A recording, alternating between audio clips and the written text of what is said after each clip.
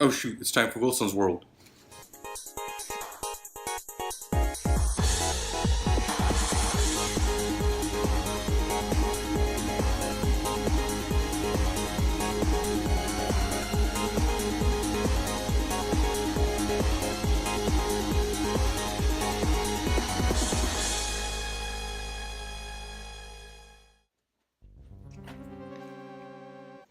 Okay, made it just in time. This first one is the Super Mario World Island of Mystery. This is really a homebrew, what do you call it? Yeah, just homebrew. You can usually download the ROMs and play them like in an emulator, but I kind of wanted a physical cartridge of this one, just kind of as a novelty really. So I played it, it is kind of hard. Then of course, Galaga actually played this one, and it's actually surprised me a little bit because I thought it was going to be like the old one where they come from the top and you kind of shoot them from the bottom. And I was just like, okay, that's how it starts off, except the models are 3D. So it started off like that, then switched over to like a side view, like the more traditional side scroller shooter. And then it switched over to like a first person view, kind of like Star Fox. So it's very reminiscent of Star Fox. It's more fun than I thought, so that was a good, I think, $10 spent on this one. I still haven't gotten around to playing Gradius 3 and 4. I'll probably try it sometime this week maybe, but I've heard it's good, so I'm expecting good things from it. And like I said, this Gradius 3 is the arcade version, and which was on the Super Nintendo, so I'm kind of familiar with that game, so that's probably the reason why I haven't quite jumped into it, but I'll get around to it pretty soon. Just too many games, not enough time, especially if I keep collecting like I am. Okay, since we're on the topic of shooters, I picked up this old school Nintendo one because I saw it on a YouTube video, and it's a top or bottom to top shooter, kind of like Galaga. It has a lot of action in it. If I have a chance, I'll insert some clips of game videos in this video so you can see what I'm talking about. But it was pretty cheap, and I like shooters, so this one it's pretty fun. Okay, since we're on old school games, I kind of have a horror suspense thing going on, but GameStop actually had this old copy of Fatal Frame, which says it's based on a true story. I don't know how true that is. But in this game, it's kind of horror. You're a photographer looking for her lost brother, and she enters this old house, and it's kind of haunted by spirits or something. She's trying to figure out what happened to her brother and find him.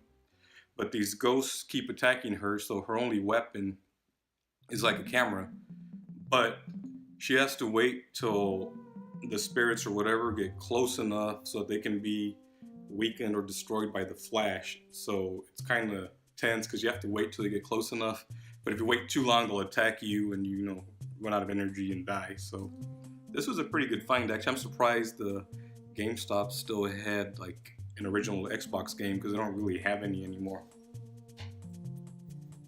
Another Xbox one is Psychonauts. I'm pretty sure I've played this one in the past. I think it's like platforming. You basically enter people's dreams or something, and you're investigating something. I don't know. Like I said, when I get a chance, I'll play it. Like I said, I may insert some video clips of some of these games. And this one, I picked up Crimson Skies because it was pretty cheap, and with backwards compatibility coming to the Xbox One later in the year, this is one of the games that was announced to be compatible with it. And this one I got kind of lucky because this is actually a not for resale copy of the game. Some collectors really go for not for resale copies. They're worth more because they're so few out there, and collecting's about what's kind of rare. I don't know how rare this one is, but I do have a not for resale copy of this one. Oh, one more old school game. Glover. I've seen a lot of footage of this one, online, and this one looks like fun, so I'm gonna probably play it today. Put a couple hours in it, see how far I can get. It seems like it's a platforming puzzle type game, which is kind of the type of stuff I like. Now we're on to more modern consoles, the Xbox One. This Metro series, if you saw E3, they have a new one coming out called Metro whatever, I'll insert it in the title, Metro whatever. Anyhow, this one, it's actually a remaster of the 2 Metro games that I believe were available on the Xbox 360 and PS3. So it's Metro 2033, which I started playing, and it's a pretty linear game. It's none of this modern open world stuff. It's pretty linear. It's kind of horror in a way. It kind of reminds me a little bit of Gears of War, maybe, with the weird creatures, but that's Metro 2033, and there's also Metro Last Light. Now, these are, like I said, remasters, or maybe just HD upgrades. I don't know how full remastered they are, but so far I'm having fun. Just a linear campaign, no open world, and I'm really going to try to finish these 2 by the time the actual next-gen one comes out. Okay, I've seen a lot of gameplay of this one. Actually, I think the first one, Outlast, or maybe it's Outlast 2, was actually the free the free Xbox Gold game of the month, which I played a little bit.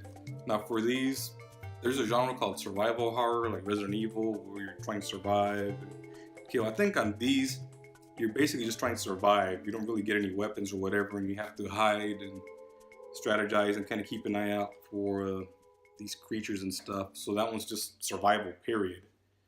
I'm really eager to try these. I just haven't had a chance, once again, to get into a lot of these games, because really, I don't want to really start some games if I'm not going to have enough time to devote to them, because I already have like half of those I haven't even finished, so I don't want to start anything new.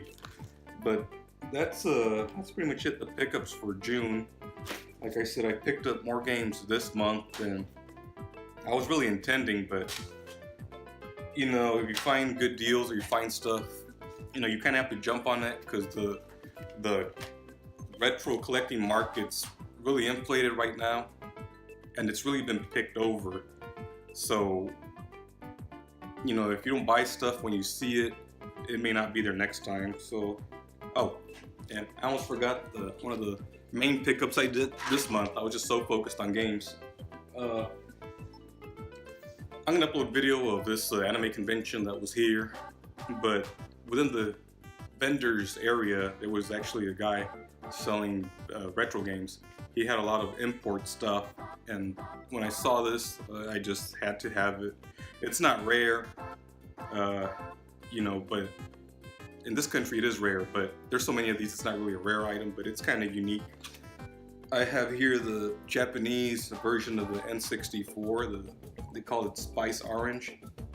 It's in really, really good shape. Very clean, no major scuff marks.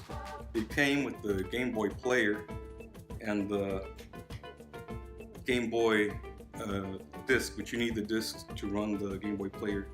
Now the GameCube is region locked, so this Game Boy player, well, actually the hardware isn't as far as the Game Boy player. Like, you can run this one on an American system, the Game Boy player, but you have to have the American boot disc for the Game Boy player. Now this is a Japanese one, which is fine. It boots up just fine, and I can actually play Game Boy games. Now I haven't really been collecting Game Boy games, but actually since I got this, I almost forgot one more pickup. Hold on. Okay, I'm back. I actually picked up Turtles Fall of the Foot Clan. It was pretty cheap, and I tested it. It runs perfectly on the Game Boy player on this Japanese Spice Orange GameCube. Now you can do a mod, install a switch, which basically closes the circuit, so you can make it either North American and switch back to Japanese. But I have an American GameCube, and honestly, I didn't feel like completely disassembling it and trying to solder and all that. And there's no reason to. And besides, I ordered one of those action replays, and I can play any game on this GameCube or my other American GameCube. Now, even if you do the Switch mod, you can only switch between Japanese and American. You still won't be able to play PAL games, the European games. But with that action replay, I can actually play any PAL games. And for some regions, some games weren't released for other regions, so that kind of opens up the kind of collecting options. So, you know, that's pretty good. I'm waiting for that to come in from eBay. It was cheap, like 20 bucks. But yeah, I really like the color of this. It was a pretty good deal, actually. It's this, the Game Boy player, the disc, of course, and the matching Spice Orange GameCube controller. So it was a really nice pickup. I like this color. If you see my other video, I have my orange Nintendo 64. So I'm really happy with these pickups. But anyhow, those are the June pickups. I'll probably only do these once a month. That way, you know, I'll have enough to show instead of showing like just 2 games or whatever. I should have a pretty good amount at that time. So appreciate, like, subscribe, and hit that little bell so you're notified whenever I upload a new video. Thanks for watching.